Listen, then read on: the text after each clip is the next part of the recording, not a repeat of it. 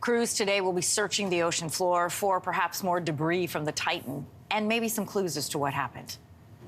In consultation with experts from within the Unified Command, the debris is consistent with the catastrophic loss of the pressure chamber. Upon this determination, we immediately notified the families. For more this morning, we are joined by CTV science and technology specialist Dan Riskin. Dan, welcome back. Everybody's trying to put together how did this happen, what could have happened, including investigators there. There is some relief that those on board the Titan, presumably lost their lives very quickly. The hope is they did not suffer. What could have gone wrong in this incident? Yeah, I mean, I think that's one of the two take-home. I mean, the first take-home, obviously, is that we know now that there's a loss of life and we know where those people are. But the other big thing is to sort of put together what happened. Because for days, everyone has been running through these scenarios in their heads of what it would be like to be, you know, running out of air in just a confined space, and just the chills and the nightmares that causes for a lot of people. But now we know more evidence. We know that there were no sounds of any kind of an explosion or implosion heard once the search had begun. Once the search began, they were listening very carefully to the water, and there wasn't a noise then that is consistent with an implosion. And the debris suggests that there was an implosion.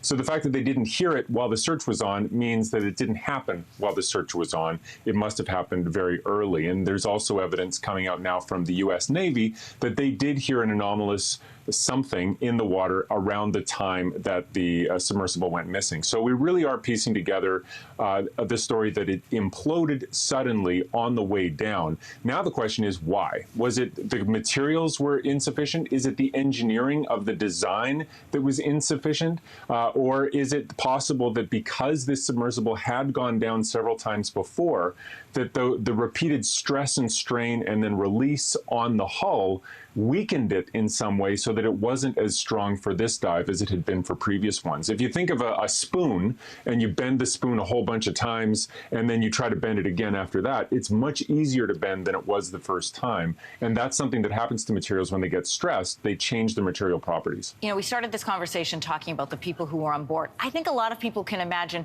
what a submarine might look like when it implodes. But what they have a harder time imagining is what happens to people. The question was asked yesterday about human remains. Will they find any?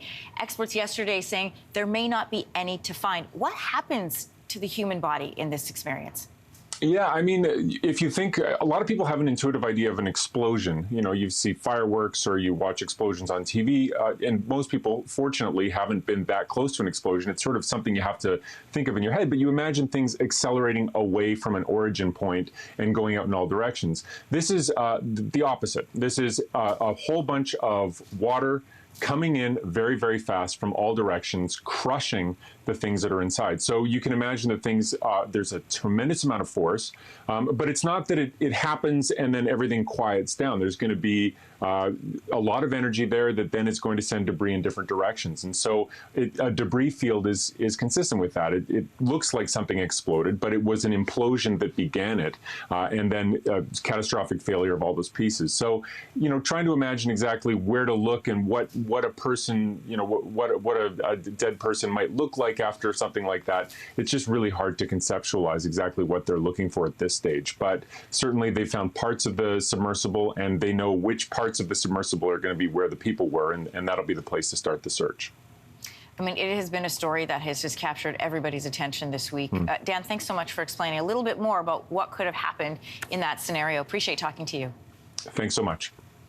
Hey, thanks for watching. If you liked this, be sure to subscribe here, or you can check out more Your Morning videos right here.